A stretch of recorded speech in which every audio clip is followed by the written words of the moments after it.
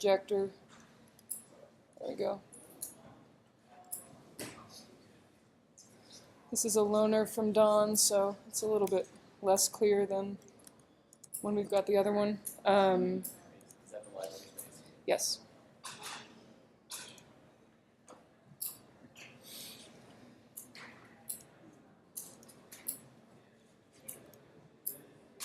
So here's our plan and section that we ended up with on Wednesday or Friday of last week. I went in and as you guys did, just modeled some of the basic geometry of it. The only thing I didn't get in there was just a ground plane. So I'm going to throw that in really quickly by just making a plan or a plane. These icons are tiny.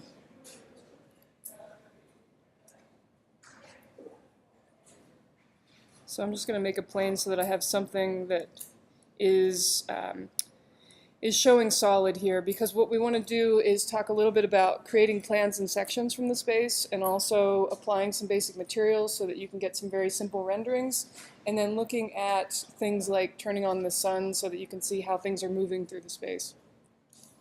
So let's, do you guys have any questions? It seemed like everybody had pretty well gotten something modeled for the review on Friday. Does anybody have any basic questions before we go into some of those things?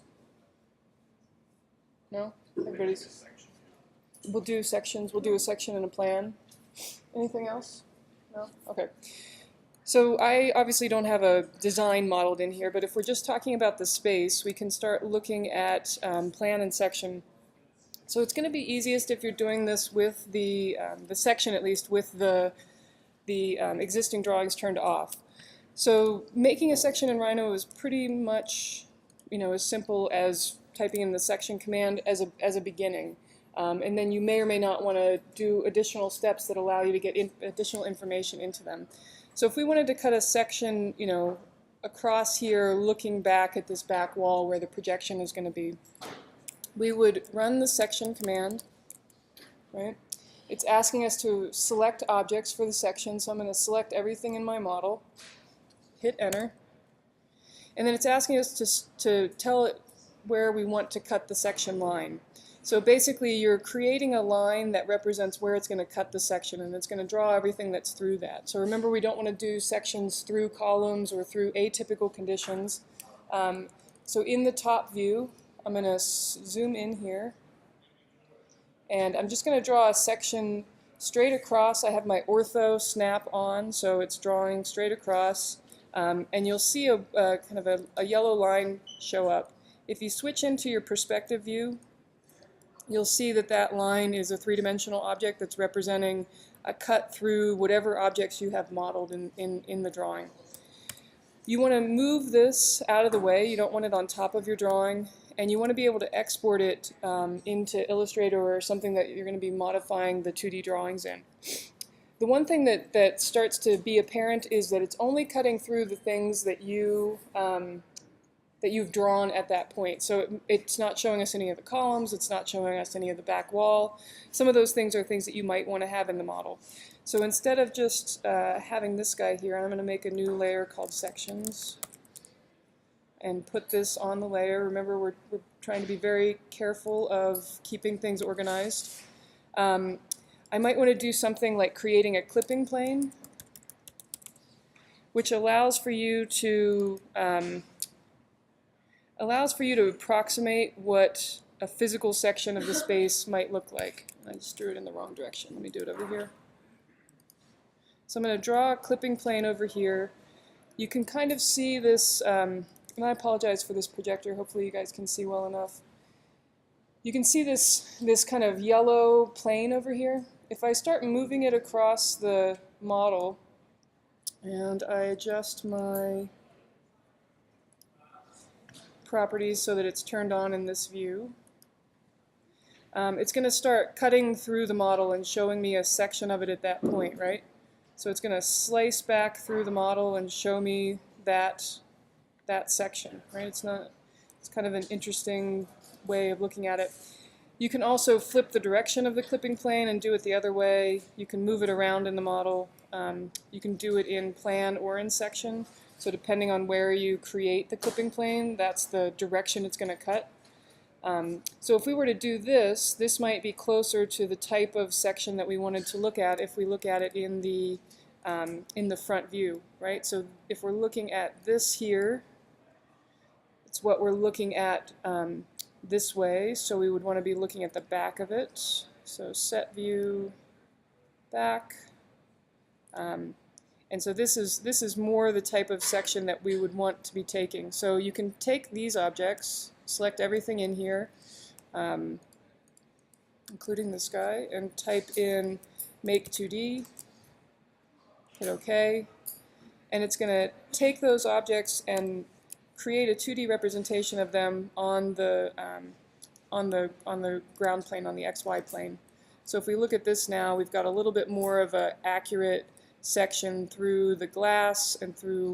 We've got the column here now. You've got your railing, and you've got your ceiling plane and your ground plane. Does everybody see how that works? Oh, this projector. Let's see if we can find a better way of looking at it. Wait, so for a section, you have to like choose anywhere you want, or does it have to be like in a certain spot? You choose where the most appropriate place is to show what it is that you're trying to show.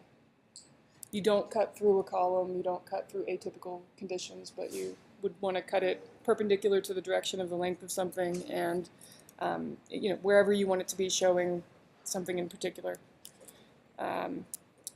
So these will be a little bit more clear on the video recording. I'm sorry that the projector is making it a little bit tough to see. So the nice thing about these is that they're to scale, so you can take these from the top view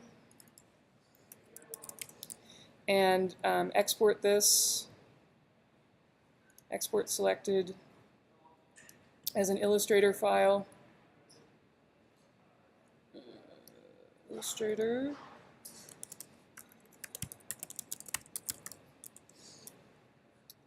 You can preserve the model scale. So it would be 12 inches equals 0.125 inches if you wanted it to be 1/8 of an inch equals a foot. So it's kind of backwards from the way that you might be noting it elsewhere. So 1 foot, which is 12 inches, equals 1/8 of an inch. So that's how you scale things in Illustrator, or scale things to export to Illustrator. And then I can switch into Illustrator and open the file.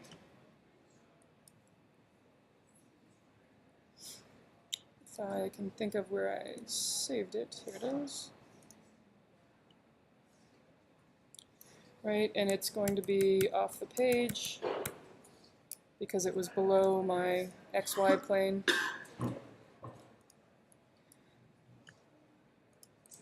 And it's basically set up for me to start working on it in Illustrator. I would want to think about what's going to be a very solid line and what's going to be a lighter line. So these lines that form the ground plane are probably going to be pretty heavy, so I would make them a thicker weight.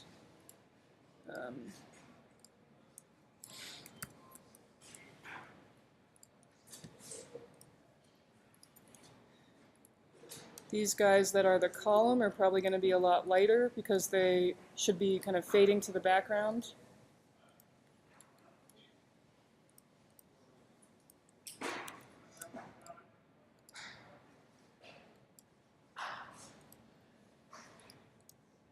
The glass should be a lot lighter. You might start putting in things that show you a little bit of color or materiality. The concrete might be a little bit different, and so on and so on. But you can start going into Illustrator now with a file at actual scale and start adjusting it so that you can get the information that you need. Obviously my Rhino model isn't very detailed, but the process applies to your project as well. Questions on the basics of that, or do you want me to go through it again? What was that command for the It's called clipping plane. Clipping, C-L-I-P-P-I-N-G, plane. And so a couple of things to know about the clipping plane, right? So if I delete this,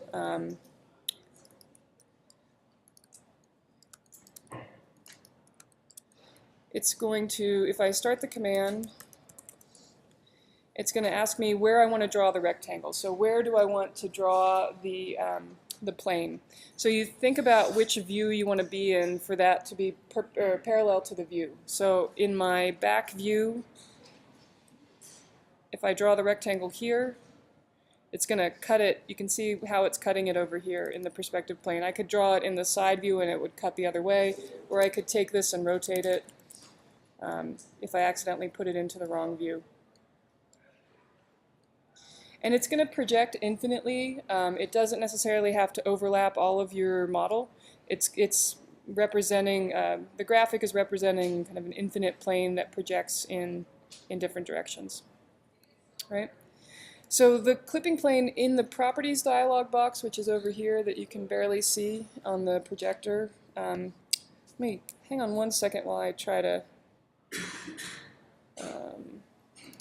up the resolution just a little bit.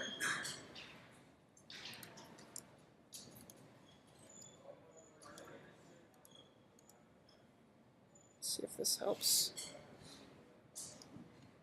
Oh, much better. At least for the text.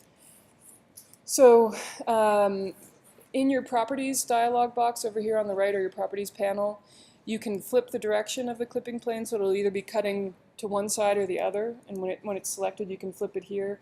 You can also click on, this is the object, this is the material, and then this is the clipping plane. So when you have it selected, you can tell it which of the viewports you want it to be showing in.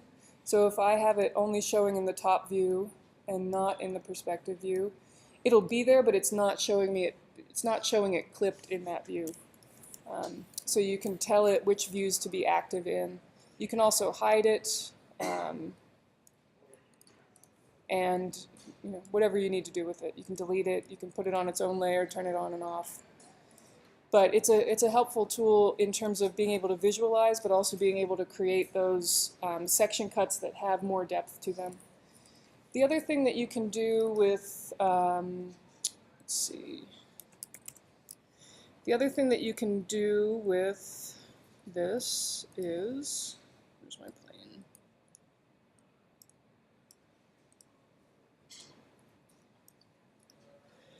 So if I've got the same kind of section being cut over here, it's now looking in the other direction, but I've got my columns here on the corner, I've got the concrete rail, I've got, I don't know what this is. What is this? Oh, that's the back wall, so this is where the door goes.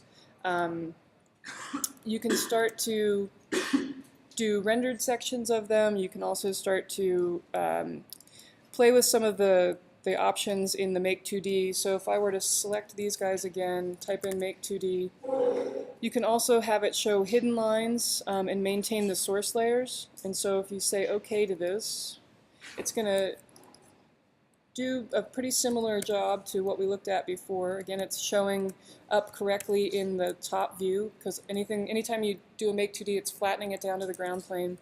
But you'll see that the objects now are on their original layers.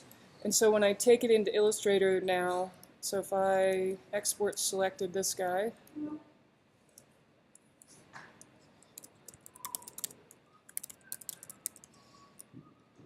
same scale, I'm going to go into Illustrator and open this file.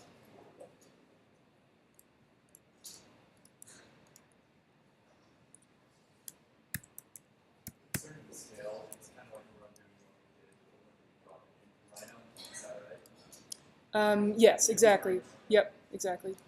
You're undoing what you did when you brought it into Rhino. So you can't, unless you have building size sheets of paper, it's not going to fit on the paper, right? So you're scaling it down, and you want to be able to scale it down so you're not just bringing it in and randomly stretching it on the page.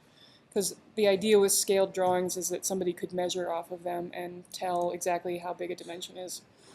So the nice thing now is that we've got layers down here. You can start to see all of the different layers that came in, and they're organized so that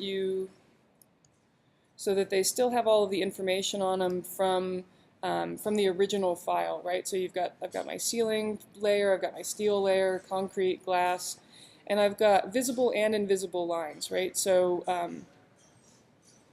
you can start to select objects by their layer rather than going in and individually picking things out. And if you then go into your weight and your strokes, right, you can start adjusting them by layer, which is a lot easier to do.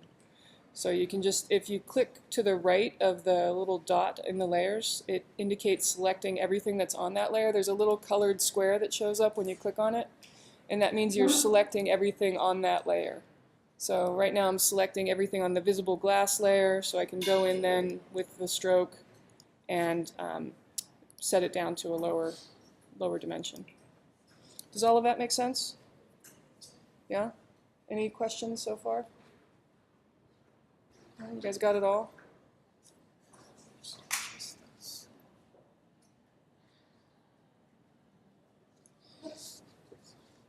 So that's how you would start your section. The same thing is true for plans.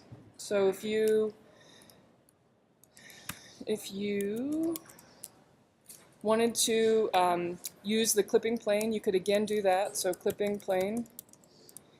And you would draw one in the top view, right? So now it's cutting down through your model. You can adjust where it's cutting from.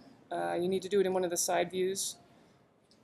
I'm going to I'm going to indicate which layers I want it on in. So I'm going to turn it on in the perspective layer. So I'm thinking about where I'm going to cut the plane, probably around 3 to 4 feet above the ground plane, or around the base plane.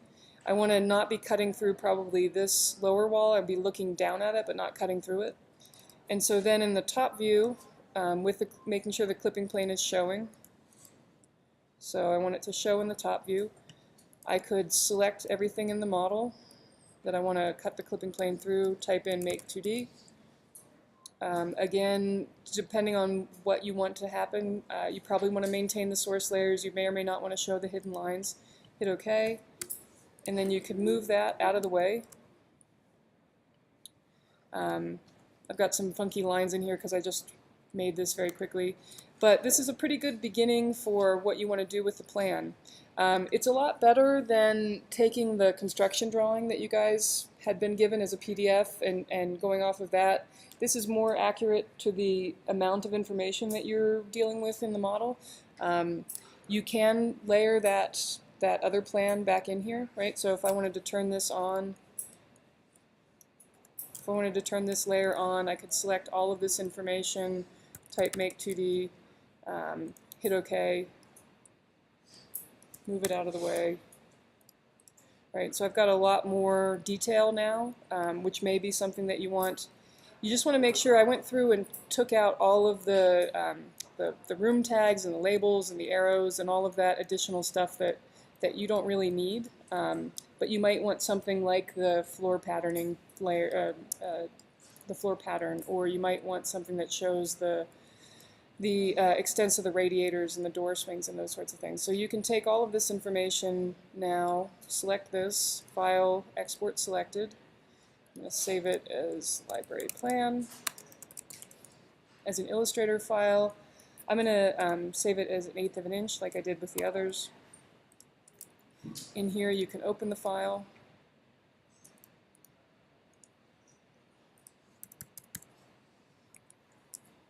In this case it's not going to fit on our sheet, so we would either need to scale it down using the transform dialog box over here on the right.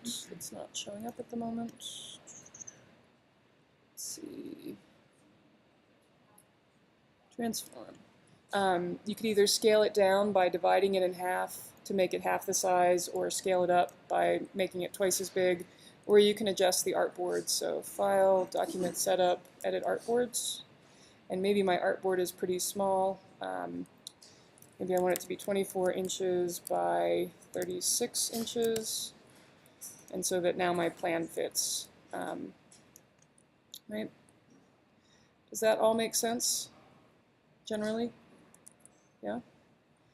Okay, so here are my layers. I might take this blue layer that's the background information and make it super light in terms of line weights.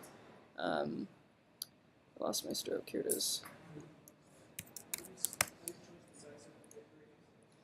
Under File, Document Setup, Edit Artboards. It's also up here as a little dialog Also, in that tool area, there's like, I think it's not horizontal. Yes. So in here, and then at the top, it has a width and a height. This drawing, I didn't set it up, but if I turn it into inches, when you go into document setup and edit artboards, you can see that it's 24 by 36. You can adjust it to whatever you want. You can flip the orientation of it if I wanted it to be horizontal versus vertical, or portrait versus landscape.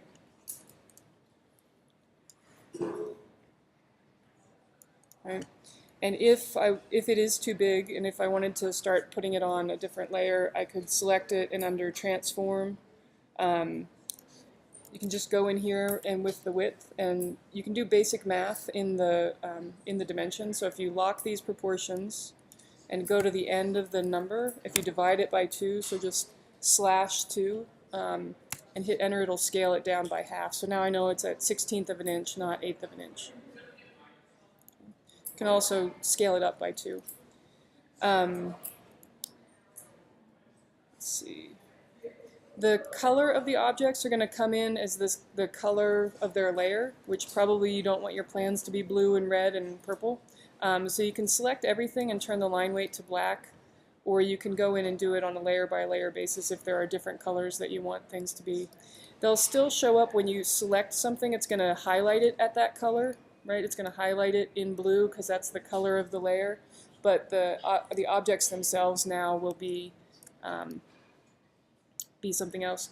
So you can see that just by turning that background information into a really light line weight, the information that I brought in from Rhino starts to already be darker, so I can start to really adjust the visibility of this. You know, we've talked about that a couple of times in terms of line weight and what that conveys.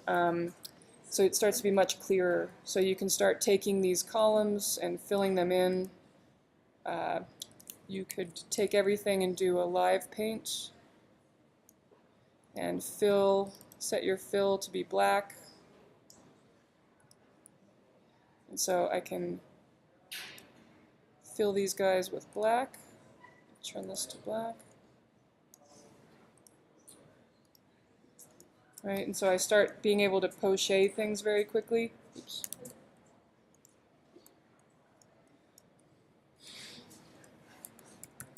And that helps the reading of the graphics in the file.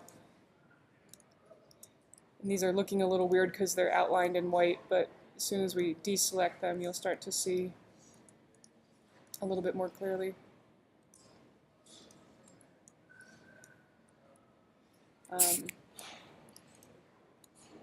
Right, so it starts to give a little bit more visibility to some of the stronger elements that are in the space. Any questions? No, is this making sense? Yeah? Okay. So that's how you would do a basic plan and section. I would encourage you to keep things organized in your drawing. So remember that when you bring things into Illustrator, the XY axes indicate the bottom left side of the page. So if you bring something in and your file is way over to the side, you may not see it when you first get into Illustrator, but just zoom all the way out and you should be able to find it. Remember to keep things at scale, and make sure that when you're exporting 2D drawings, make sure you're doing it from the orthogonal views. Make sure that you're not, because I could select this and export it from any viewport, but if I were to export it from the perspective viewport, it's going to come in looking like a perspective view of my plan. So make sure that you're using the orthogonal views when you're exporting orthogonal drawings. Make sense? All right. Let's talk a little bit about material and rendering and the sun. So in Rhino, under render, there's a series of panels, one of which has the sun in it, right? So we're not getting into very fine resolution rendering at this point, but I think it would be helpful for you to be able to render out information, whether it's black and white line drawings or whether it starts to have a little bit of material in it, and whether it starts to have a little bit of the sun in it so that you could look at specific shadows. So under panels, click on the sun, and you'll have this guy pop up here, right? In here, you want to turn the sun on, right? And you want to turn your skylight on too. It's basically kind of like an ambient light. It'll let you choose a location, so it'll map the coordinates for where you're telling it your project is to anywhere in the world. If you click here, it should find you in Salt Lake City, which is nice. It's pretty easy. And you can also click now, and so it'll take us to 2014, September, and it will allow for us to kind of look at the different times of day. So in my model, if I switch into, if I switch into the perspective view and turn it into a rendered view, you can start to see, if I move the sun around, if I move the time of day around, you can start to see the shadows moving through the space. And with this projector turned on, it won't show you the cast shadows, but once you're looking at it on your computer without a projector on it, yikes. Yeah, see, these are the fun things that the projector does. Once you either render it or look at it on your screen, you'll be able to see, you can start to see already the kind of cast shadows from the columns. So you can get a pretty quick and easy view of what the space is going to look like at different times of day, at different times of year. So if you're thinking that you're designing a space that's going to be getting a lot of light, make sure, you can check it using the computer. Okay. So you guys can start to see. So that's a pretty helpful tool to have. And then you can just turn it on and off in your model. Right now, the reason everything is showing up as gray is because it has no material to it. So let's talk a little bit about materials. I probably don't need my plan on or my section on. I've set it up so that I have things organized by material in my model. So I have things on the glass layer, on a mullions layer, on a concrete layer, steel, and a ceiling layer. So each of those layers is showing, if I turn this into ghosted view, it's showing the objects on the layer in a color that's based on its layer, right? So the layer has a color to it that helps you map the information or visually read the information as separate from a different layer. It doesn't have anything to do with what that actual material looks like outside of Rhino. So there's a kind of a hidden, or it's really hard to see, there's a little circle over here to the right that's white. So you can see it down here in the selected layer, this circle right here. If I click to the right of any of these layers, I can go in, maybe. Thank you, projector. Let's see. And I can start to use some basic parameters to change the colors of things, right? So if this is my glass layer, I'm not going to be rendering it super photorealistic, but I can start to make it somewhat transparent. I can give it a little bit of a blue hint, or a little bit of a blue tint, and that's going to help people understand what it is that I'm looking at. So the color and then the transparency, I'm going to turn that up pretty high. You can see the material, you can see like a preview of it here on the right. If you hit OK, then when I render my materials now, it's going to show up as a translucent blue. The concrete, I can give a, let's see if I can find my layers, here we go. I can give them a dark gray, and I wouldn't change the transparency. The steel, what color is the steel?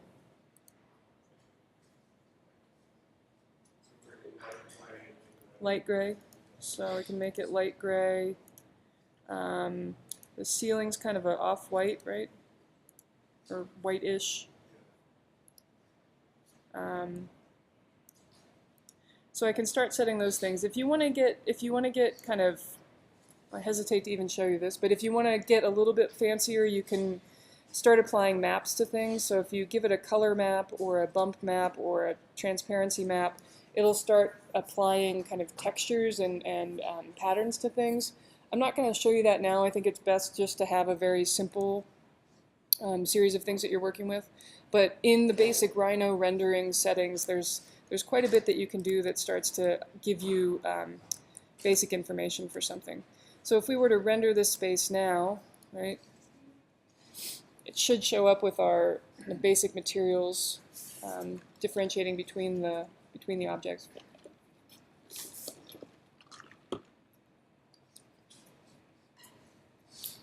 It's going to get slower once you start applying more materials to things, especially things that have transparency and reflectivity to them, so use them sparingly. And you can also choose to set your, if you're previewing a rendering or something, if you're just testing it out, you can right-click on your render icon and set the size of it down pretty low, and so it'll render faster. You can just check and see if things are looking right, and then when you finally have everything set, you can turn the resolution up and then render it at the higher resolution. So let's give this a second.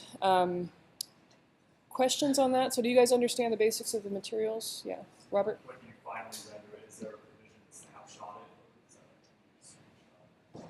You can make a screenshot of it, but the whole idea with rendering is that you're rendering out a higher quality image. Right. Yeah. Just save it. Yeah, you can save it as an image file. Yeah. So there's a little save button here, and once it's done rendering, you click on save, and then it'll ask you if you want to save it as a TIFF or a JPEG or a bitmap, and then you can save it out that way. You want to think a little bit about how big you want it on your presentation board, and that's how you start to decide what the size of the rendering is. So you want it to at least be 150 dpi at whatever size it is that you want to have it on your board. So if you want something that's, say you want something that's 10 inches by 10 inches, just to make the math easy, you want 150 dpi, which is dots per inch, so you would want 150 times 10 as your dimensions of your pixels in each direction, right? So 1500 by 1500. Did you have a question? There's a lecture function, like There are, yep, in those basic material settings. So there's transparency and reflectivity and some different basic settings. We'll get more into more photorealistic renderings later in the semester. These are just very basic material properties that you can start playing with. But yeah, there are reflectivity and transparency in there. So I'm not going to let this go the whole way. You can start to see what you're going to get, right? So things are starting to look slightly different in terms of the color. I didn't pick a very good time of day. It's pretty dark in there. But that's also a good, oh, I turned off my sun. That's the problem. That'll do it. So I'll just very quickly set this going again. Well, I think there were a couple other questions. Ricky, did you have a question? No. Okay, thought I saw a couple other hands. Questions back there? You guys getting into trouble? Okay. So does that all make sense? And you'll have, again, you'll have the video to refer back to if you have specific questions. We can start to see the sun coming through now better than before. Should we model like that effect? That's going to affect the sun? Yes, you should definitely model anything that's going to affect the sun, if you're doing things with the sun turned on. Yeah. Right, and you don't necessarily have to just use the renderings to show material, right?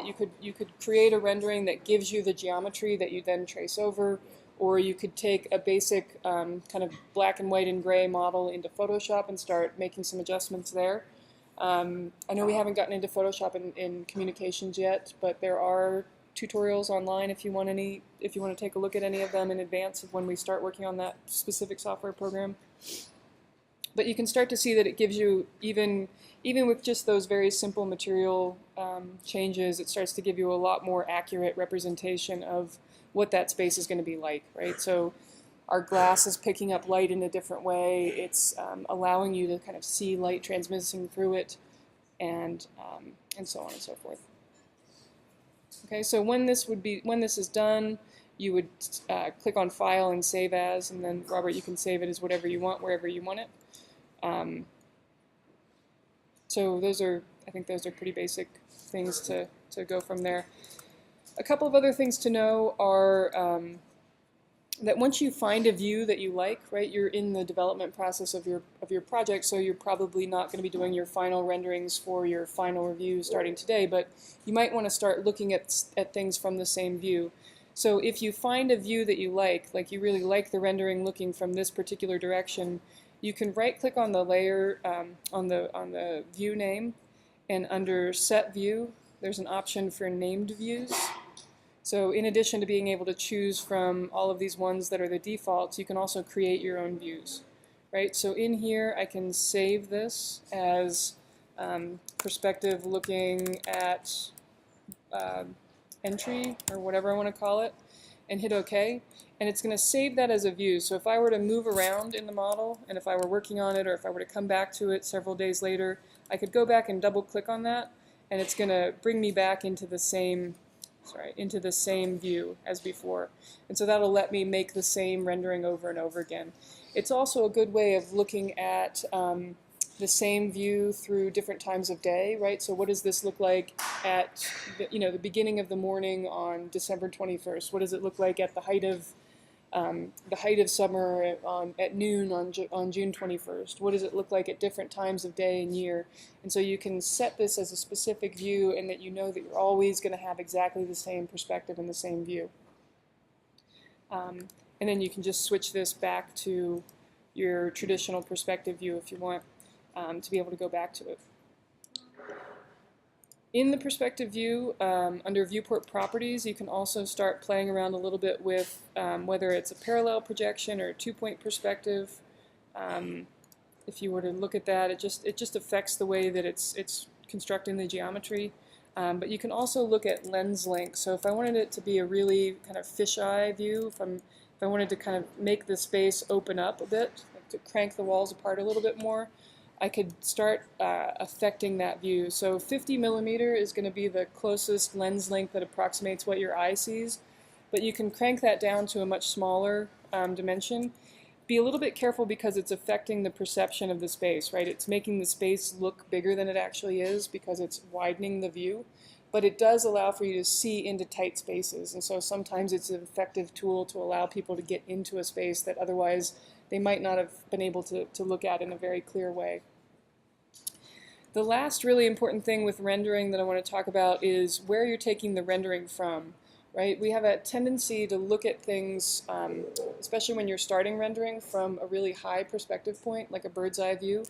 But really the idea with rendering is that you're showing something from the perspective of a person that would be in the space, right? You're putting a person into the space so that they can get a sense of what it feels like. So I wouldn't want to take a rendering from up here at like 18 feet above the ground, right? Because nobody's ever going to be up there. Nobody's ever going to be seeing it from that place. Sometimes bird's eye views are helpful to get an overall view of the space. But in this case, in most cases, I should say, we want to be taking the view from approximately eye height, so approximately 5 feet. You can, if you want to be very particular about that, you can start setting the view in the program. So you can set the camera and the target. So right now you effectively are moving the camera around by where you're moving your mouse on the screen. But I could draw, if I wanted to, I could draw a little 5-foot high line in my model. So if I want it to be 5 feet tall, and I'm going to use this as like a little scale figure, a little scale person. I don't want them to be standing on the railing. Let's see. Right, so it's here. Let me find it in the model over here.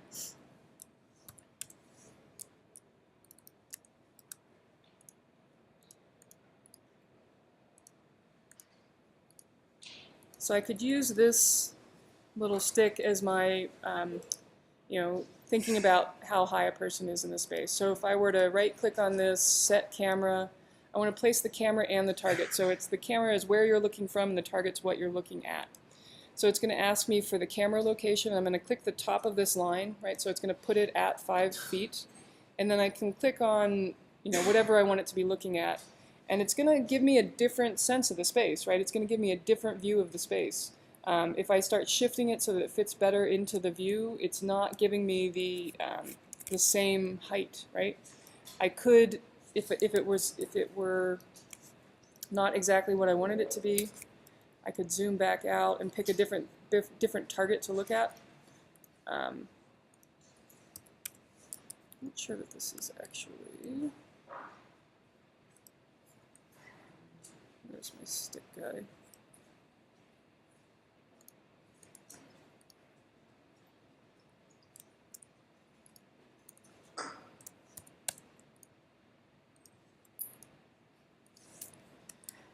So if I were to do that one more time, so right click, set camera and target.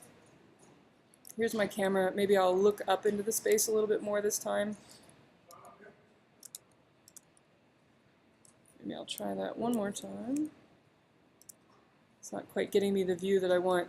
But at least now I'm being more rigorous with where I'm placing the camera. It's not just what looks best, but it's actually trying to think about where you want to be in the space and what you want to be looking at in the space. So this starts to give me, I can zoom out a bit. Right, and it starts to give me a more accurate representation of how high somebody in the space would be looking at things from. Okay. And again, once you get that set to where you want it to be, you can save the view and then go back to it again and again. You can do animations in Rhino. We're not going to get into those right now. Let's see what else. It obviously deals with artificial lighting and renderings. Again, we're not going to get into that. We're just going to be working with the sunlight and the ambient light, the skylight, and then some basic material properties. So does that help give you a sense of, so we've talked about plan and section, so probably using the clipping plane tool to make those drawings. We've talked about basic materials, we've talked about turning on the sun, we've talked about setting up renderings and named views. The other thing that you can do with renderings is you can choose the type of rendering that you want to use. So let's see.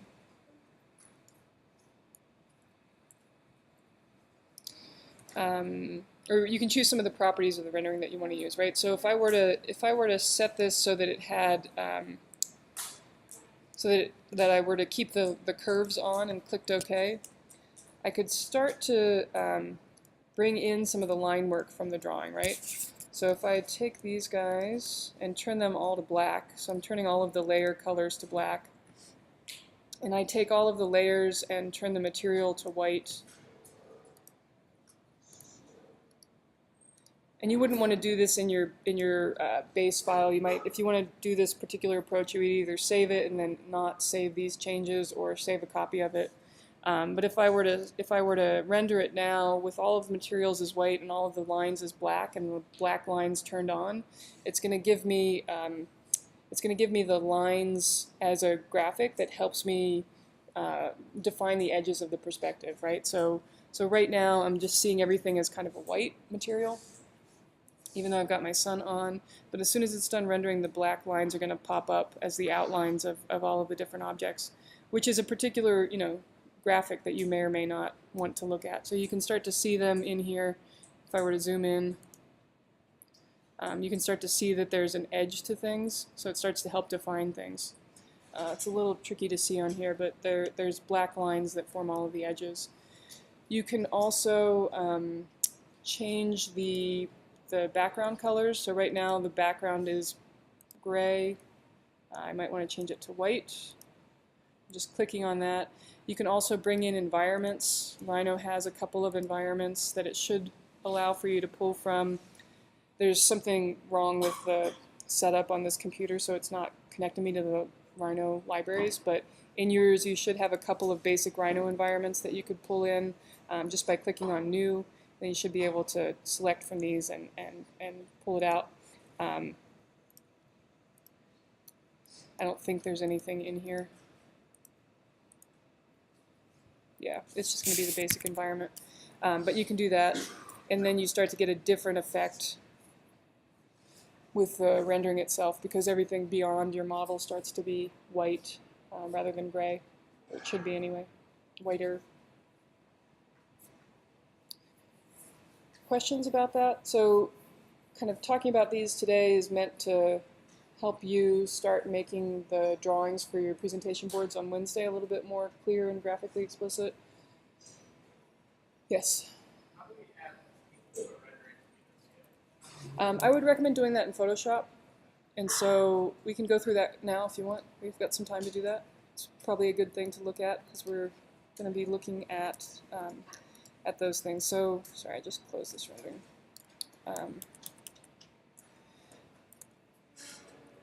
So let's say this is my view. I'm happy with it. I'm going to render it out, and then I'm going to save it. So give it just a second to process here.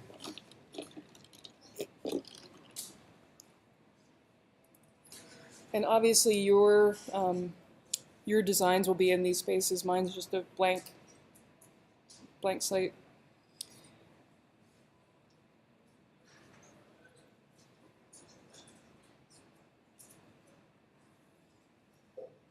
Other things while we're waiting for this to process, other things that you guys want to know how to do for Wednesday's presentation? That's all you want to know how to do? It's enough for now? Okay. All right. I'll buy that. While this is rendering, I'm going to switch over to the Mac side. And so the easiest way to put people in drawings or renderings at least is to grab them off of the web somewhere. So if you go to a Google image search,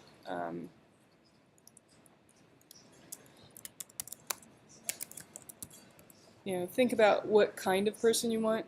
You'll find ones that are silhouettes of people, and you'll find ones that are photographs of people. You'll find a lot of ones, of people that have already been cut out and put onto a white background, which is really nice. Sometimes they've got like proprietary stamps on them, so you're not supposed to use them, but for academic purposes, it's okay. So maybe I really want this guy to be in my space, so I'm going to download him. And then in Photoshop, I'm going to go ahead and prepare the file. Let's see, Adobe, Photoshop.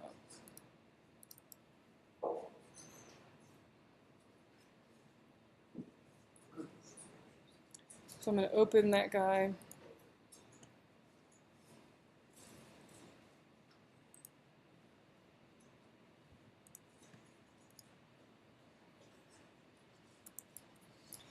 And he's got this kind of white box around him that I don't want in my file, right? So I know, like I said, I know we haven't gone through Photoshop before, but these will be the steps to get you to do this specific process. And if you have other questions about Photoshop, I'm happy to answer them, or there are the tutorials that you can jump ahead to. So if you want to select the background out of this so that you have just him and nothing else in the model, I would recommend, let's see, I want this to be CMYK, yes. Remember, CMYK is the color way that you're going to be using when you're printing something. RGB is for projecting something on a screen. So think a little bit about the mode that your drawing is in. But I'm going to go in and just take this magic wand tool, which is hidden over here under the quick selection tool. And I'm going to select it. You can see that there's this, they call it like the marching ants outline that goes around him, so it's indicating the part that I've selected. If I hold down Shift, I can pick these other parts around him. You can see that this one, the color of his pants and the color of the background were too close, and so it selected all of them. So I can change my tolerance to something lower and undo those steps under History, wherever that is. Right, I can change my tolerance up here to a lower number, meaning it's going to be more selective with what it picks. That still wasn't quite enough, so I'm going to go to 5 and try selecting that again. That's getting a little bit better. I still might have to go in and do a little bit of cleanup, which I can do by zooming in. Like this. And I want to go in and really refine this edge so that it allows for me to be very precise with what I want. So I can hold down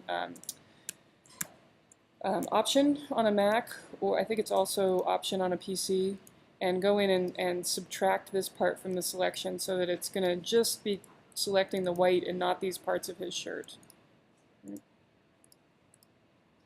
It's a little bit easier with a silhouetted person, but you may want a real person to be working with.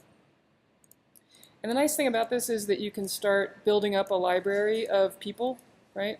Or you guys as a class could start to share people You can find people online. You could search for Entourage, which is it's the name of an old book that you used to have back before there were computers, and they would have outlines of people and trees and cars and animals, and you would copy those drawings out of the book and you would transfer them onto your drawings. So the term is still used even though the process is different.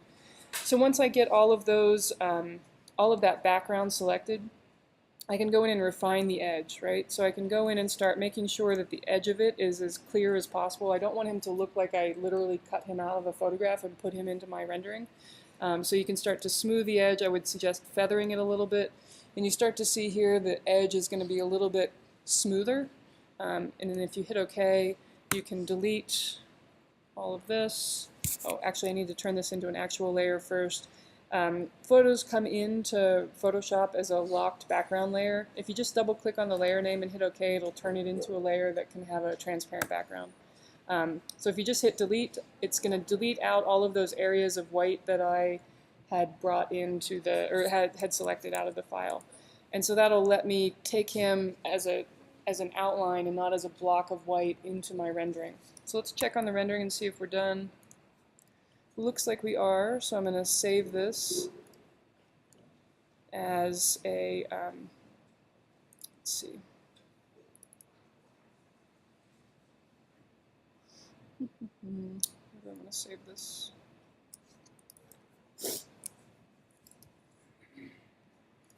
I'm going to save it as a JPEG. I'm going to save this as rendering of library 1. And if I switch back into Photoshop, I can open up that file. Let's see if I can find it. There we go.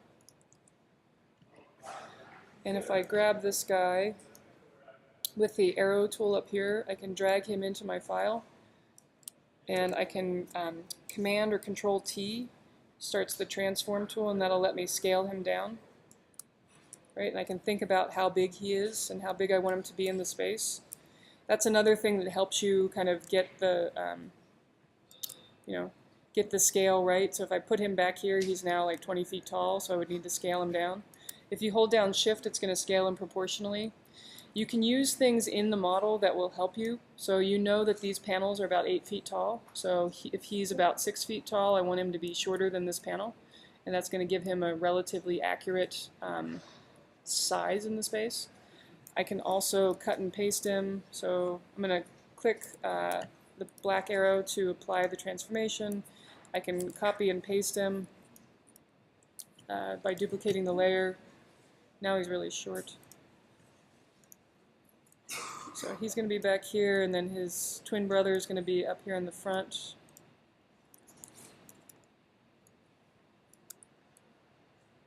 Right, so he's about, he's about that tall when he's in this zone. I can flip him horizontally so he looks like he's, there's two different people. And then you can go in and start giving them shadows. So I'm going to put him, I'm actually going to move him back a little bit so that he's not in the shadow of the columns. One of the easy ways to do that is to select and duplicate the layer. If you right-click on the layer name, you can duplicate it. And I'm going to start naming these things. So this is guy in foreground. And this is guy in foreground shadow.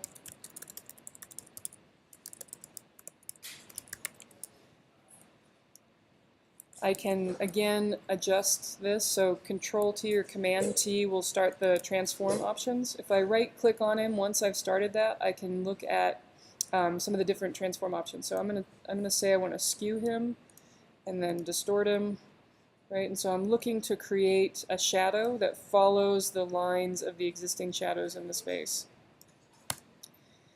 And so it should, be taken from like where his feet are and then be casting back. You can start to go in and say, okay, well, where it hits the wall, it's going to go vertically. We'll do that in a minute. But you want to go in and adjust it so that he is, so that it's not a picture of him on the ground, but that it is a shadow of him on the ground, right? So You can do that, or you can select everything in the layer and just fill it with black. With black here, right? And that's a little bit of a harsh shadow, and so I can go in under the layer type. So with, again, with his shadow selected, there's an option here where this is telling you what the layer is doing. If you click on multiply, that's a really good type of layer for shadows, because it will go over things behind it, but not be quite as dark. You can also adjust the opacity of the layer. So I'm making it match a little bit better the quality of the shadow that's already here from the rendering program.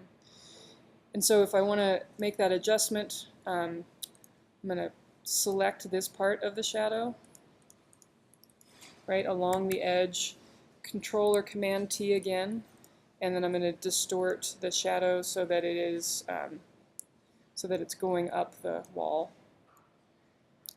and get it to kind of match up with the ground here.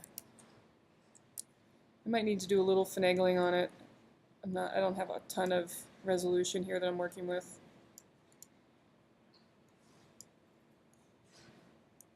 Right, but you can start to see that it then follows. It starts to, well, it's not quite accurate, but it starts to follow the way that the shadows are moving. You can also, if you want to, blur it a little bit. That'll help make it kind of blend in a bit more with the background. So this is blur here, and you can kind of go around the edge and make it a little bit looser, especially when you get away from him. The shadows are darker and sharper the closer they are to the object that's casting them. So you could go in also and dodge a little bit of the shadow, so it starts to lighten up a little bit as you move away from his feet. Okay, and you would do this very carefully, and you would get your back shadow vertical, but it kind of goes to the point of, you know, being really observant of how things in the world work, and then making some of these subtle moves in the rendering starts to help people read them as if they were real spaces, even if they're just using very simple kind of approximations of materials. Does that answer your question, Matt? Yep. Other thoughts or questions? I would do the same thing to his twin brother back here in the back. Other questions on things that you want to be able to do for Wednesday's review? No?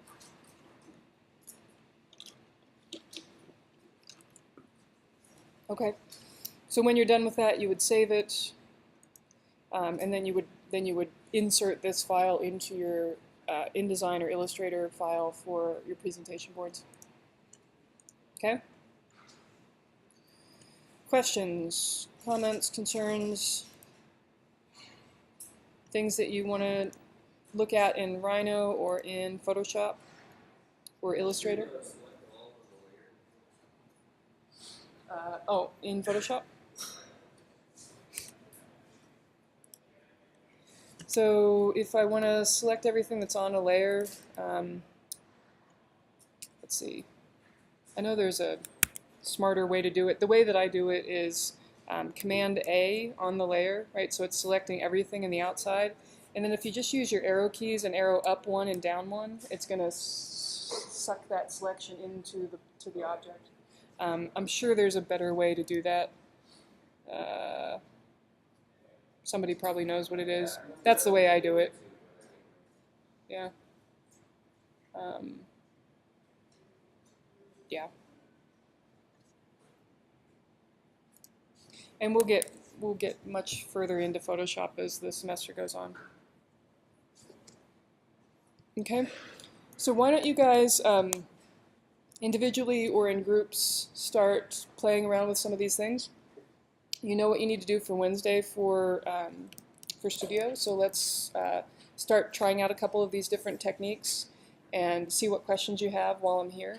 I will post the video of this onto YouTube, so you can go back and refer to it if you need to. And there's also all the tutorials on the handouts of the tutorials. I had some technical difficulties this weekend with transferring the Rhino tutorials over to to YouTube, but I'll get on that as quickly as possible. All right. We'll give you guys a little bit of time to do that, and then at about 11:30 we will meet up and look at your process book assignments that were due today, okay? All right, thanks.